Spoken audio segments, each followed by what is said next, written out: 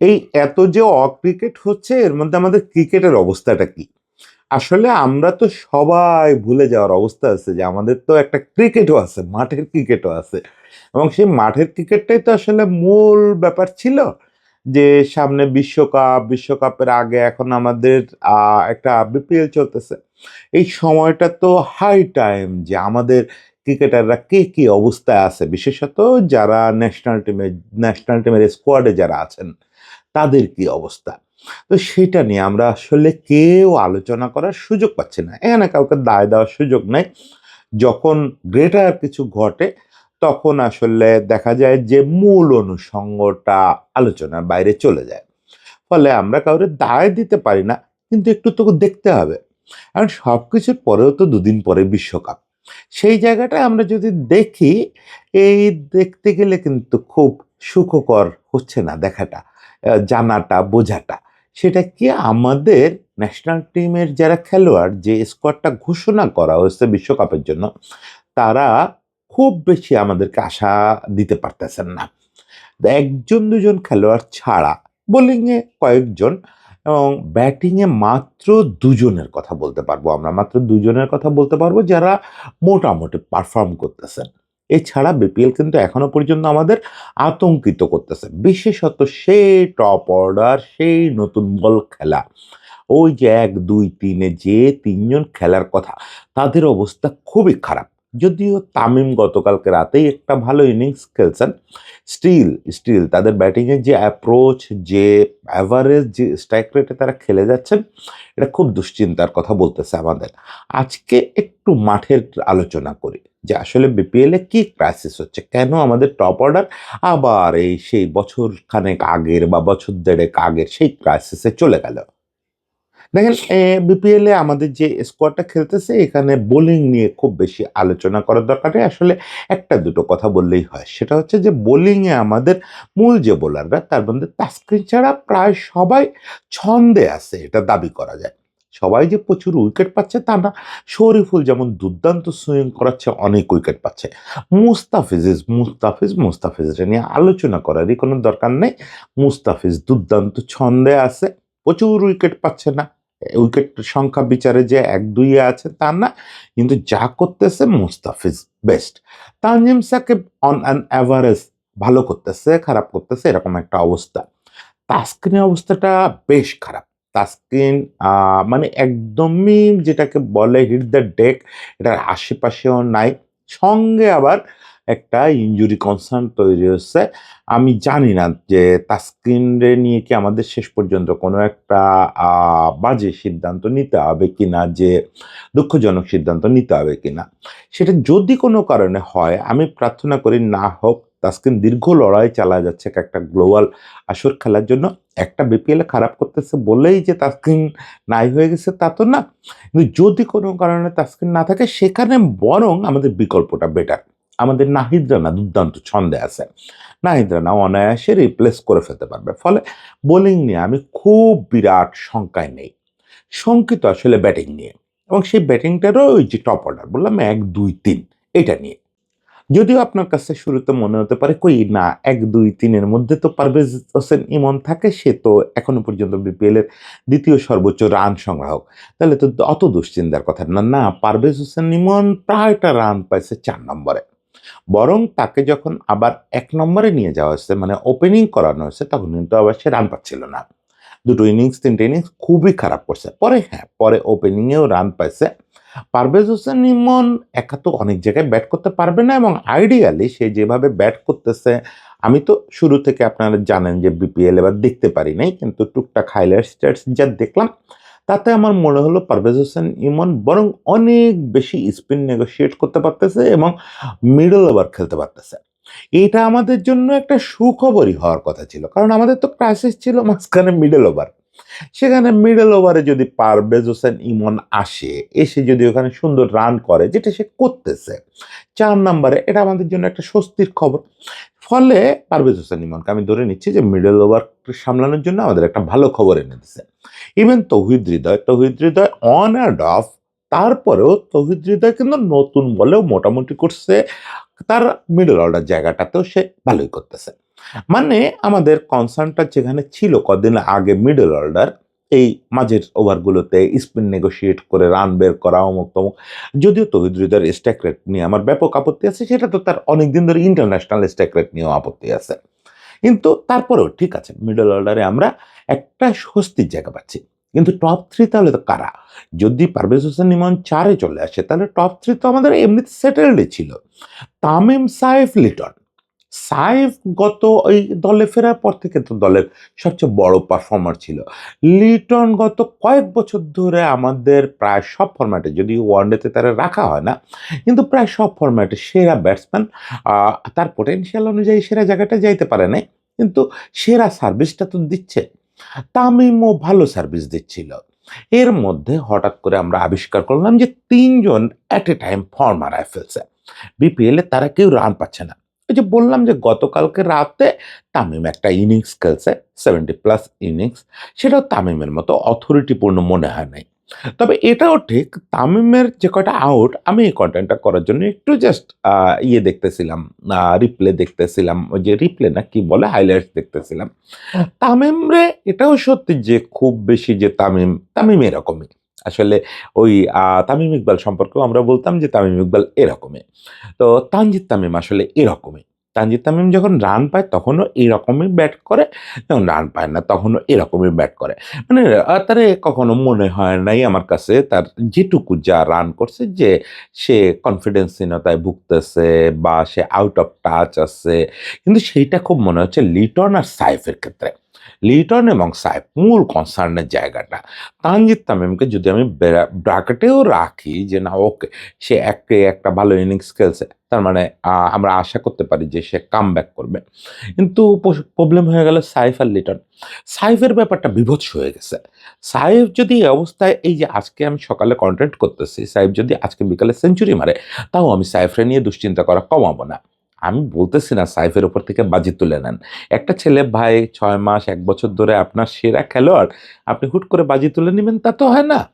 কিন্তু তাকে নিয়ে দুশ্চিন্তায় পড়লাম, খুব দুশ্চিন্তায় পড়লাম। সেটা হচ্ছে এই সাইফের এই অ্যাপ্রোচ আমি দেখছিলাম সম্ভবত ২০-২১ এর দিকে, যে সে একদমই পেস নেগোশিয়েট করতে পারতেছে না, একদমই না। মানে বল মুভ করলে, বলে একটু পেস থাকলে, ইভেন কিছু না থাকলেও স্ট্রেট আর পেস বলও কেমন যেন খেলতে পারতেছে না। সে কাঁপতেছে শব্দটা ব্যাটসম্যানদের ক্ষেত্রে বলা উচিত না, এটা হিউমিলেটিং। কিন্তু সে ব্যাপক মানে নিজেরে একদম খুঁজে পাচ্ছে না। যে সাইফরে কদিন আগে দেখলাম, মাস কয়েক তো না মনে হয়, সেই সাইফরে কোনো কারণে পাওয়া যাচ্ছে না। এখন এইটা খুব বাজে ব্যাপার। এটা হচ্ছে একদম আউট অফ ফর্ম, ওই যে অফ ফর্মে চলে যাওয়ার যে লক্ষণগুলো, সেই লক্ষণগুলো ১৬ আনা বিদ্যমান তার ভিতরে। মানে সে আর লিটনই হচ্ছে সত্যিকারের দুশ্চিন্তা। লিটনের ব্যাপারটাও আপনি যদি দেখেন, লিটন গোটা ২ মোটামুটি সংখ্যার ইনিংস খেলছে। সেগুলোর মানে কোয়ালিটির দিক থেকে খুব পুয়ার। লিটনের ধারে কাছে তো নাই। কয়েকটা করে লাইভ পেটে একটা বোধহয় 40 প্লাস ইনিংস করছে। এবং যে অ্যাপ্রোচ মানে ইচ্ছা করে বাজে অ্যাপ্রোচ না। মানে পারতেছেই না। লিটন আর সাইফ কোনোভাবেই পারতেছে না। তাদের ভঙ্গি দেখেই বোঝা যাচ্ছে যে তারা রেহাই পাইলে বাঁচে। এবং সাইফ কিন্তু রেহাই পাইছেও। সাইফকে তো ড্রপও করা হয়েছে। যেটা আসলে ন্যাশনাল টিমে এরকম ফর্মে থাকা একটা খেলোয়াড়কে ড্রপ করা ফ্র্যাঞ্চাইজি টিমের জন্য খুব সাহসের ব্যাপার। কিন্তু কি করবে? তারা তো আসলে পয়সা ইনভেস্ট করে, যারাই হোক, যে দলই হোক, পয়সা ইনভেস্ট করে আসছে ট্রফি জিততে। ফলে তারা তো এই ঝুঁকি বেশিদিন নিবে না। ওকে, এখন তো যে অবস্থা, লিটনকেও যদি ড্রপ করে ফেলে রংপুর, খুব সারপ্রাইজড হওয়া যাবে না, খুব আপত্তি করা যাবে না। কারণ তারা তো আসলে এই কন্টিনিউয়াসলি ফর্ম টেনে নিয়ে যাবে না, এইরকম বাজে অবস্থা। ফলে মূল কনসার্ন লিটন এবং আমাদের সাইফ। হ্যাঁ, তারা একটা যুক্তি দিতে পারে যে সিলেটের যে উইকেটটা খেলা হচ্ছে এবং মাঠের যে সাইজ করা হয়েছে, এটা আসলে ঠিক বিবেচনাপ্রসূত হয় নাই। কারণ আমরা তো ২ দিন পরে খেলবো টি-20 ওয়ার্ল্ড কাপ। আমি ধরে নিচ্ছি যে সব সমস্যার সমাধান হয়ে যাবে। টি-20 ওয়ার্ল্ড কাপ আমরা খেলবো। কোথাও না কোথাও খেলবো। যেখানেই খেলি মাঠের সাইজ তো ছোটই থাকবে। আইসিসি এই টি-20 ওয়ার্ল্ড কাপগুলোতে যেটা করে, ওই যে ৬০ মিটারের আশেপাশে মাঠ রাখে। সেখানে আমরা ইয়েতে সিলেটে 71-72 মিটার শুধু ইয়েতেই রাখতেছি, স্কোয়ারেই রাখতেছি। লম্বায়ও মানে লংয়েও ওই একই এর চেয়ে বড় রাখতেছি। এত বড় মাঠ রাখাটা আমি মানে ভাই কুযুক্তি হিসাবে নিয়েন না যে ব্যাটসম্যানদের রান করাইতে মাঠ ছোট করতে হবে। Not necessary. কিন্তু এত বড় মাঠটা আসলে আমাদের টি-20 ওয়ার্ল্ড কাপের প্র্যাকটিসের জন্য প্রপার না। আর উইকেটের কথাটা বলি, উইকেটে কিন্তু বল পড়ে থামতেছে। এইটা আসলে সাইফ, তামিম, ইমন, লিটন এরা মূলত যে ঘরানার ব্যাটসম্যান নতুন বলের ক্ষেত্রে এরা উইকেটে বল পড়ে একটু থেমে গেলেই এরা বিপদে পড়ে যায়। কারণ এরা মূলত ব্যাট করে হচ্ছে বলের পেসকে কাজে লাগায়। যেভাবে যে স্টাইলে ব্যাট করুক না কেন তাদের মূল স্ট্রেংথ হচ্ছে বলের পেসকে কাজে লাগানো। এরা নিজস্ব পাওয়ারে বল বাইরে পাঠায় না। যে জিনিসটা শান্ত পারে বলে দেখবেন শান্ত প্রচুর রান করতেছে। যাই হোক এগুলো মাঝারি যুক্তি, কোনো যুক্তি না।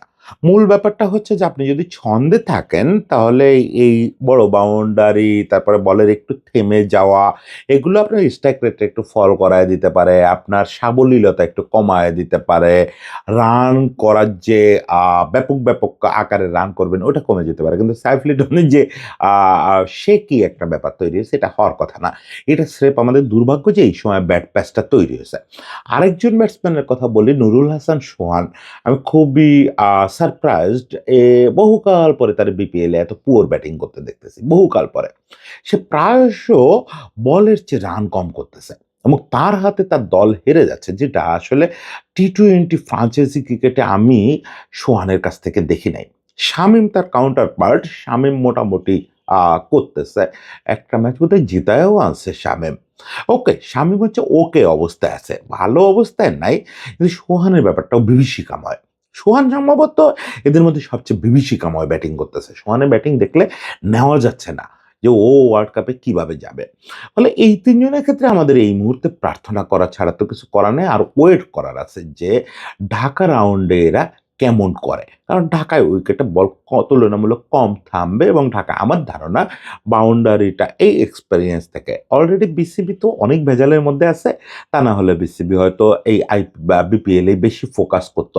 সেক্ষেত্রে হয়তো তারা বাউন্ডারি-টাউন্ডারি নিয়ে ভাবতো, ব্যাটসম্যানদের নিয়ে কাজ করতো। আমি জানি না কোচরা কতটা কনসার্ন, তারা কতটা কাজ করতেছেন। তাদের খুব গুরুত্বের সঙ্গে এগুলারে দেখা উচিত যে বিপিএল এ অবস্থা কেন? কারণ সব ভেজাল কেটে যাওয়ার কথা। কেটে যাবে। আমি আপনাদের এই গত কয়েকটা কনটেন্ট ধরে কনফিডেন্টলি বলতেছি, আমাদের মন মতো করেই সবকিছু কেটে যাবে।